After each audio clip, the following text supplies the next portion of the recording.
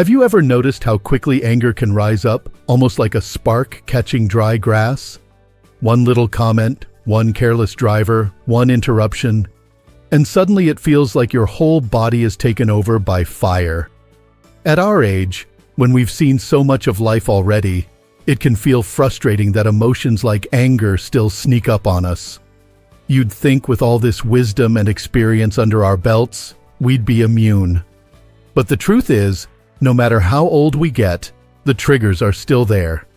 The difference is, now we have the power to see them more clearly and respond more wisely. And that's why this conversation is so important. Anger doesn't just create problems in the moment, it can linger.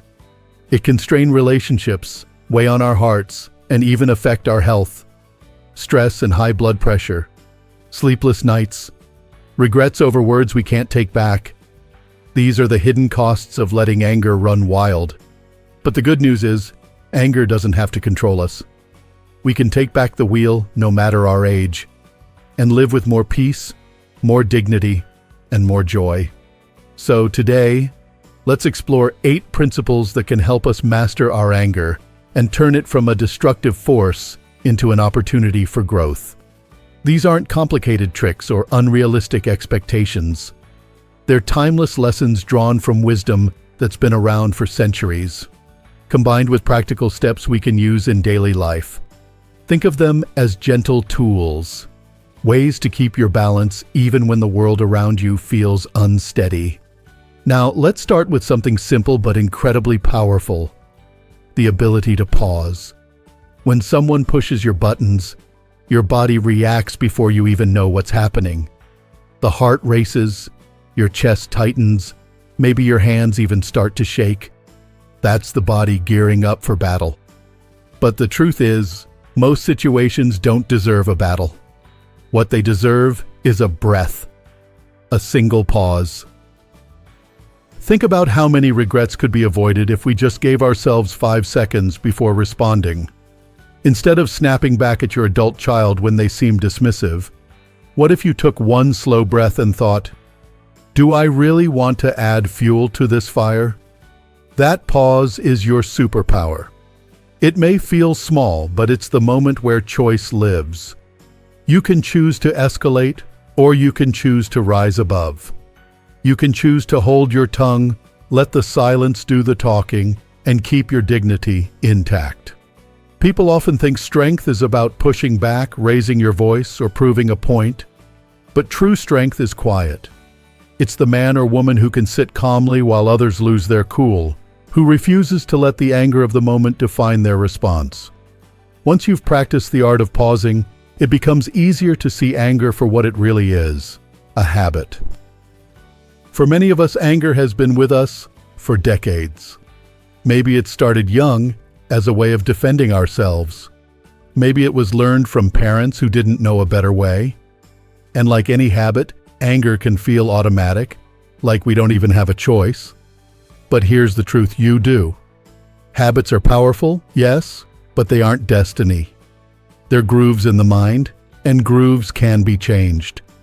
If you've ever quit smoking, lost weight, or even just taught yourself to take a walk every evening, then you already know how habits can shift with practice. Anger is no different. Imagine it like this: every time you let anger take over, you're reinforcing that groove. But every time you pause, take a breath, and respond with calm instead, you're slowly carving a new path. At first it feels awkward, maybe even impossible. But over time, the new path becomes more natural. One man I spoke with recently shared how, in his younger years, he had a quick temper. He'd lash out at his wife or his kids without thinking. Now, in his 70s, he's learned to laugh at things that used to make him explode. He told me, "I realized I'd rather be remembered for my kindness than for my temper." That's the wisdom of age, recognizing that anger is not who we are. It's just an old reflex we don't have to obey anymore. Of course, part of breaking the anger habit means learning how to stay grounded in the present moment. You see, anger often comes from our imagination running wild. We replay something someone said yesterday, twisting it around in our heads until it feels unbearable. Or we jump ahead into the future, worrying about what might happen and getting upset over things that haven't even come true. When our mind drifts into the past or the future, anger finds plenty of fuel. But in the present moment, right here, right now, most of the time we're actually okay. You're sitting in your chair, listening, breathing, alive. The sun is shining outside, or maybe the rain is falling softly. There's no insult in this very second, no fight, no disrespect, just this breath and then the next. That's why mindfulness, or simply paying attention to now, is such a powerful antidote to anger. Try it the next time you feel your temper rising. Instead of following the story in your head, turn your attention to something real and immediate. Notice the air moving in and out of your lungs. Feel your feet pressing into the floor. Look around the room and really see what's there, not what your mind is inventing. Anger can't survive long in the present moment, because the present is steady and solid, while anger is fueled by the storms of past and future. When you combine the pause, the breaking of the old habit, and the practice of living in the present, you create a foundation that makes the next step so much easier. It's like learning to steady yourself before walking into a strong wind. The gusts may come, but you know how to plant your feet, how to breathe, how to stay calm in the middle of it. And isn't that what we all want as we get older? To enjoy our years without letting petty frustrations steal our peace. To know that no matter what the world throws our way, we have the strength to meet it with grace. To show our children, our grandchildren, and even ourselves that true maturity isn't just about age. It's about mastering the storms inside.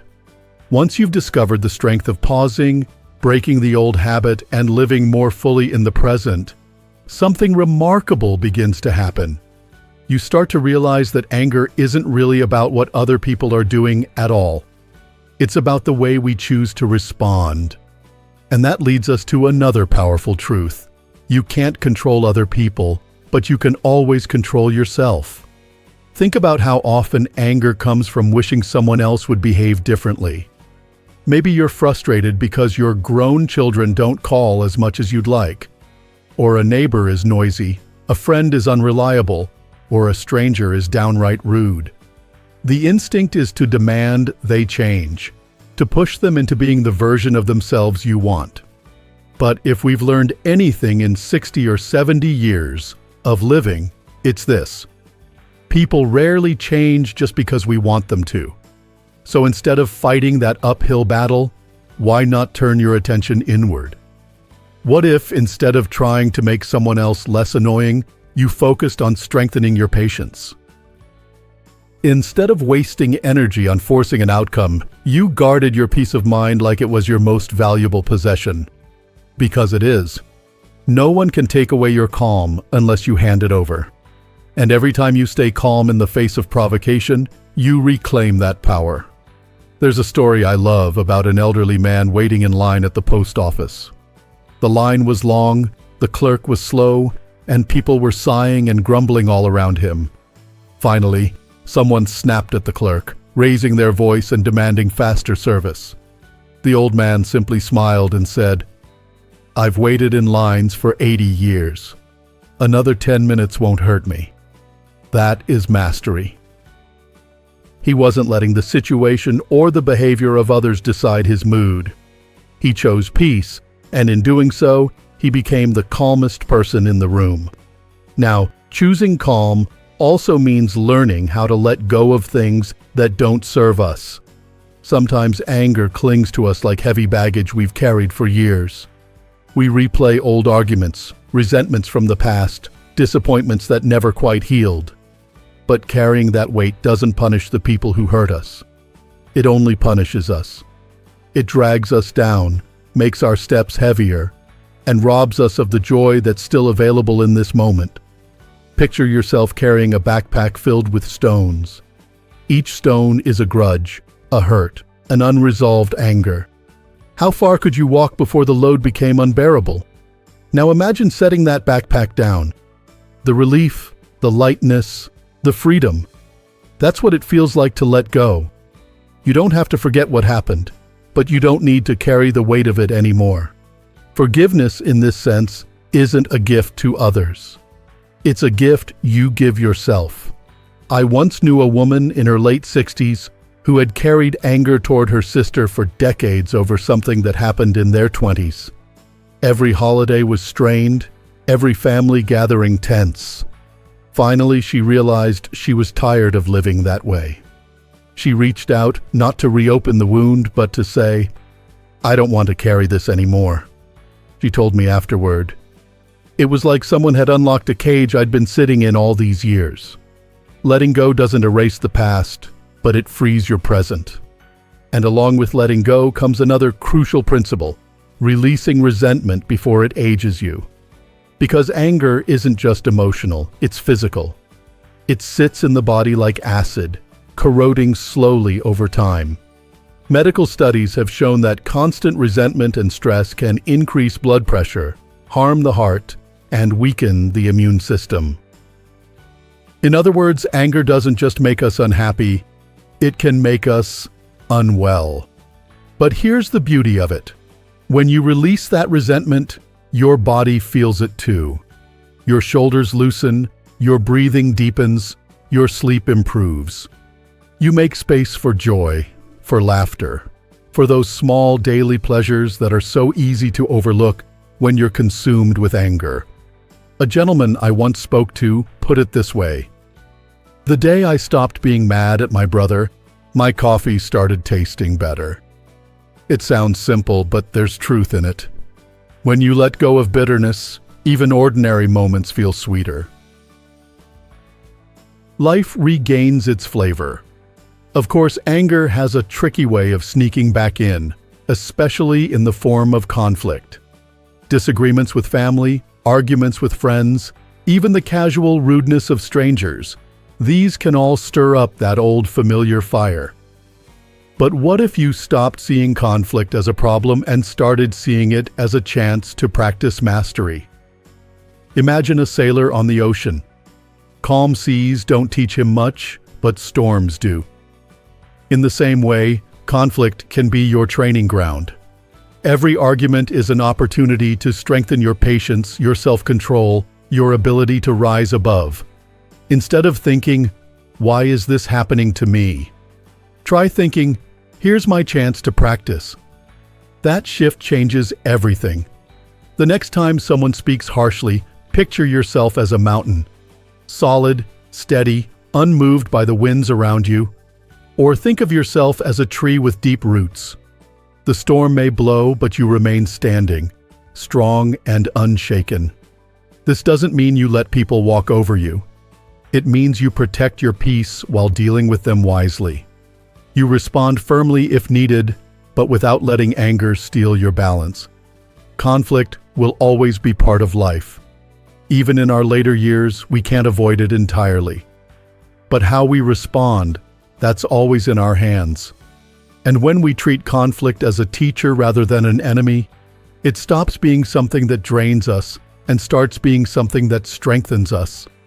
As these principles begin to take root, controlling yourself instead of others, letting go of heavy baggage, releasing resentment, and seeing conflict as a chance to grow, you'll notice a quiet shift inside. Life feels less like a battle and more like a journey you're actually free to enjoy. And the best part? The people around you notice too. Children, grandchildren, friends. They see the calm in your eyes, the patience in your tone, the peace in your presence. That calm becomes your legacy. Not the quick temper you may have had in younger years, not the angry words that were once too easy to say, but the steady example of someone who has learned, truly learned, how to master themselves. By now, you can probably feel the shift that comes when we start approaching anger with new eyes. It's no longer just this uncontrollable fire that flares up whenever someone crosses us. It becomes something we can observe, something we can redirect, and even something we can use to grow stronger. And that leads us to one more essential truth. Calm is not something that magically appears with age. It's something we build, like a muscle, through practice. Think about physical exercise. If you've ever tried lifting weights or even just carrying heavy groceries into the house, you know muscles only stay strong if you keep using them. The same is true with calmness. If we never practice patience when the small irritations come, we won't suddenly find it when the big challenges hit. Calm is built little by little, choice by choice, moment by moment. Maybe it's when the phone rings during your nap. Maybe it's when the neighbor's dog barks for the third night in a row. Maybe it's when someone interrupts you mid-story, forgetting that your words deserve to be heard too. Each of these moments is a chance to practice. Instead of snapping or stewing, you pause, breathe, let it roll off your back. You don't need to win every little battle. What you need is to keep your inner balance. And the beautiful thing is, every time you practice, you get a little stronger. What once set you off without a second thought now barely stirs you. You begin to notice the gap between what happens and how you react, and in that gap lies your freedom. You are no longer dragged along by the chain of anger. You're holding the reins, guiding yourself with dignity and grace. This practice doesn't just change you, it changes the people around you. Anger spreads like wildfire, but so does calm. When you remain steady, others often soften too. Your children may lower their voices when they see you aren't shouting back. Your friends may feel safer sharing their struggles, knowing you won't respond with impatience. Even strangers sense it. The cashier, the waiter, the person in traffic next to you. Your calm presence becomes a gift to everyone you meet. And maybe that's the greatest reward of all.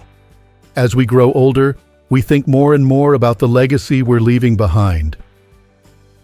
Will we be remembered for the times we lost our temper, or for the way we brought peace into the room?